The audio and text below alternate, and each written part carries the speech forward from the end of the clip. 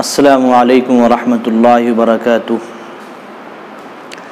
محترم ناظرین، الحمدللہ ماہ رمضان المبارک کا بابرکت مہینہ چل رہا ہے اور عنقریب یہ اپنے اختتام کو پہنچ رہا ہے، اور اب ماہ رمضان المبارک کے آخر میں اللہ تبارک و تعالیٰ نے مسلمانوں پر ایک چیز کو فرض فرمایا ہے، اور وہ ہے صدقۃ الفطر۔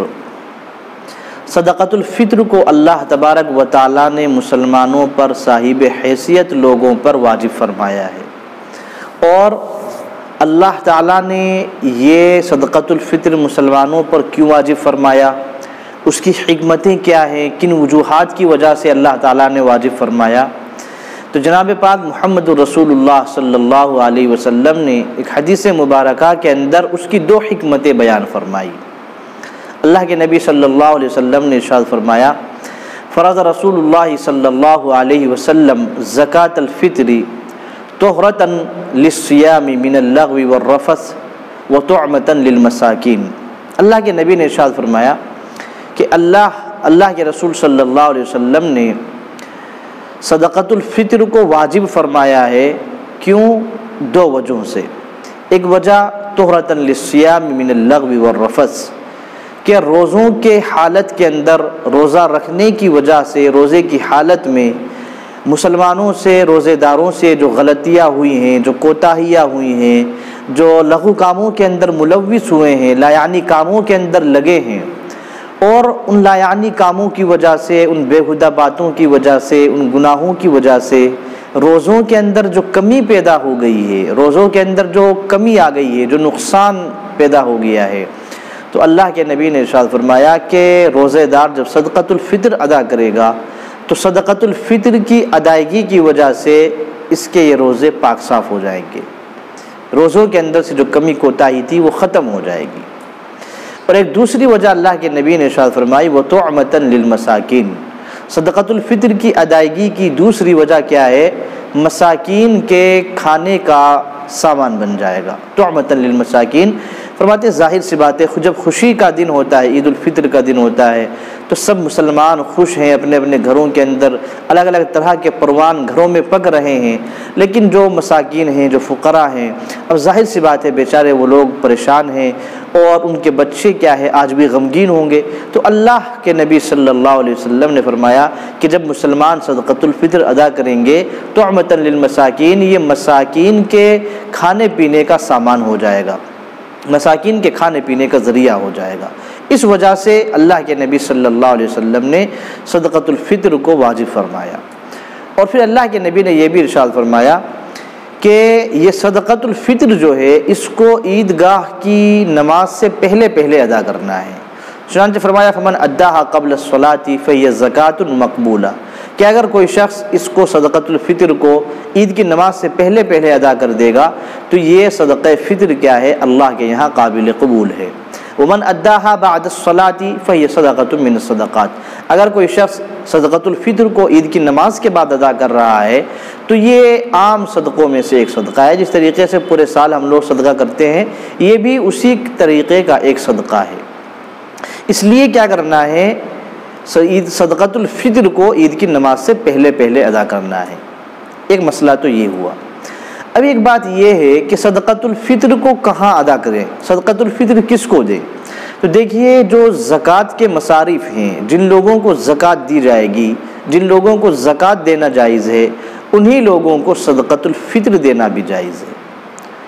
ان میں کون لوگ ہیں؟ وہ کیا ہے؟ اللہ تبارک و تعالیٰ نے خود بیان فرما دیا کلام پاک کے اندر، انما الصدقات للفقراء والمساکین والعاملین علیہا والمؤلفۃ قلوبہم وفی الرقاب والغارمین وفی سبیل اللہ وابن السبیل۔ یہ اس کے کیا ہے؟ مصارف ہیں، یعنی غرباء ہیں، مساکین ہیں۔ اسی طریقے سے اسلامی حکومت کی طرف سے جو لوگ متعین ہوتے ہیں العاملین، ان لوگوں کو کیا ہے دیا جائے گا۔ اسی طریقے سے المؤلفۃ قلوبہم، جو لوگ نئے اسلام کے اندر داخل ہو رہے ہیں، اور اب آج کے زمانے میں مثال کے طور پہ جو لوگ، مثال کے طور پہ کوئی شخص نیا اسلام اس نے قبول کیا اور اس کے پیٹھ پیچھے اس کی کوئی کفالت کرنے والا نہیں ہے، پریشان حال ہے، تو ایسے لوگوں کو بھی صدقۃ الفطر دیا جا سکتا ہے۔ اسی طریقے سے وفی الرقاب، گردنوں کو آزاد کرانے کے اندر۔ اب ظاہر سی بات ہے غلام تو نہیں ہیں، لیکن اگر مثال کے طور پہ کچھ لوگ ہیں جو ناجائز مقدمات کے اندر جیلوں کے اندر پھنسے ہوئے ہیں، تو ان لوگوں کو جیل سے رہا کرانے کے لیے زکوٰۃ دی جاتی ہے، ان کو صدقۃ الفطر بھی دیا جا سکتا ہے۔ اسی طریقے سے الغارمین، جو لوگ مقروض ہیں، قرضوں کے اندر ڈوبے ہوئے ہیں، انہوں نے جائز کاموں کے لیے قرض لیے اور پھر ادا کرنے سے قاصر ہو گئے، ان کے پاس نہیں ہے کہ وہ اپنے قرضوں کو ادا کریں، تو ایسے لوگوں کو بھی زکوٰۃ دی جا سکتی ہے، صدقۃ الفطر بھی ایسے لوگوں کو دیا جا سکتا ہے۔ پھر اسی طریقے سے وابن السبیل، کوئی شخص کیا ہے مسافر ہے اور راستے میں اس کے پیسے خرچ ہو گئے، ایسے لوگوں کو بھی صدقۃ الفطر یا اسی طریقے سے زکوٰۃ دیا جا سکتا ہے۔ اسی طریقے سے اللہ کے راستے میں خرچ کرنا، اللہ کے راستے میں کوئی شخص مثال کے طور پہ طلب علم کے لیے نکلا ہوا ہے یا اور کسی دینی مقصد کے لیے نکلا ہوا ہے، اس کے پاس پیسے نہیں ہیں، اس کو بھی کیا ہے دیا جا سکتا ہے۔ اسی سے فقہاء کرام رحمہ اللہ نے بیان فرمایا کہ مدارس کو بھی کیا ہے زکوٰۃ دی جا سکتی ہے، صدقۃ الفطر دیا جا سکتا ہے۔ تو جو زکوٰۃ کے مصارف ہیں وہی صدقۃ الفطر کے بھی مصارف ہیں، اس لیے صدقۃ الفطر ہر شخص مسلمان ادا کرے، عید کی نماز سے پہلے ادا کرے، اور اس کے جو مصرف ہیں ان کے مصرفوں کے اندر کیا ہے زکوٰۃ کو صحیح طور پر اور صدقۃ الفطر کو صحیح طور پر اس کے مصرف میں خرچ کرے۔ ظاہر سی بات ہے اگر ہم زکوٰۃ دے رہے ہیں، صدقۃ الفطر دے رہے ہیں، لیکن وہ صحیح مصرف تک نہیں پہنچ رہا ہے تو ہماری زکوٰۃ ادا نہیں ہوئی، ہمارے صدقۃ الفطر ادا نہیں ہوئے۔ اس لیے دیں اور صحیح موقع مہر کے اندر دیں، اچھے مصرف کے اندر دیں اور خوش نیتی سے دیں، دل کی خوشی سے دیں، تاکہ ہمارے روزوں کے اندر جو کمی کوتاہی ہو گئی ہے صدقۃ الفطر کی وجہ سے اللہ تعالیٰ کیا ہے سب معاف فرما دیں۔ اسی طریقے سے جو بیچارے فقراء ہیں، مساکین ہیں، اللہ تعالیٰ ان کے کھانے پینے کا بھی انتظام فرما دے۔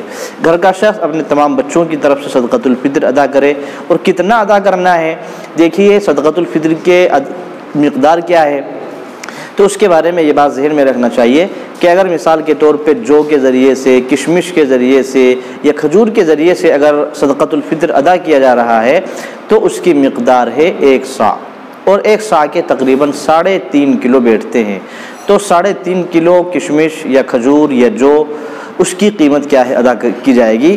اور اگر گیہوں کے ذریعے سے صدقۃ الفطر دیا جا رہا ہے تو گیہوں کے ذریعے سے نصف صاع یعنی تقریباً 1.25 کلو یہ کیا کرنا ہے ادا کرنا ہے، اس کی قیمت ادا کرنی ہے۔ لیکن جن لوگوں کو اللہ نے صاحب حیثیت بنایا ہے، جن کو اللہ تعالیٰ نے بہت زیادہ مال و دولت دیا ہے، تو وہ لوگ صدقۃ الفطر اپنا ادا کریں اور وہ جو کے ذریعے سے یا کھجور کے ذریعے سے یا کشمش کے ذریعے سے کیا ہے ادا کریں۔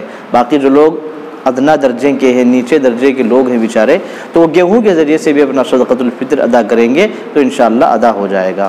یہ چند باتیں تھیں، میں دعا گو ہوں اللہ تعالیٰ مجھے بھی اور ہم سب کو ان پر عمل کی توفیق عطا فرمائے۔ السلام علیکم ورحمۃ اللہ وبرکاتہ۔